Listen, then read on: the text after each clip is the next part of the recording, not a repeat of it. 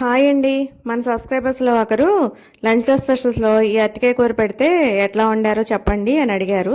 అందుకని చెప్పి వాళ్ళ కోసం ఈ వీడియో అండి. ఫస్ట్ తాలింపు వేసి వేగిన తర్వాత అందులోనే ఆనియన్ కట్టర్లో కట్ చేసుకున్న ఉల్లిపాయ పచ్చిమిరపకాయ అయితే వేసి వేయించానండి. నేను ఇలా గుజ్జులాగా వేసుకుంటే అరటికాయ కూరకి చాలా బాగుంటుంది. మా చిన్నప్పుడు మా అమ్మ వాళ్ళు రోట్లో ఉల్లిపాయ పచ్చిమిరపకాయ దంచి దాంతో ఇట్లా కర్రీ చేసేవాళ్ళు. అసలు ఎంత బాగుండేదోనండి.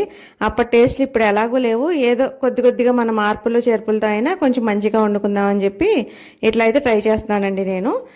ఉల్లిపాయ పచ్చిమిరపకాయ వేగిన తర్వాత దానిలో అరటికాయ ముక్కలు వేసుకొని కొద్దిగా మగ్గిన తర్వాత ఉప్పు పసుపు వేసానండి. దీనిలోనే కారం వేయనవసరం లేదు, పచ్చిమిరపకాయలు వేసాను కదా, అందుకని చెప్పి ఉప్పు పసుపు మాత్రమే వేసానండి. దీన్ని బాగా వేగే వరకు వేయించుకోవాలి. దీనికి కొంచెం ఆయిల్ ఎక్కువే పడుతుందండి. నాన్ స్టిక్లో అయితే కొంచెం తక్కువ వేసినా పర్వాలేదు.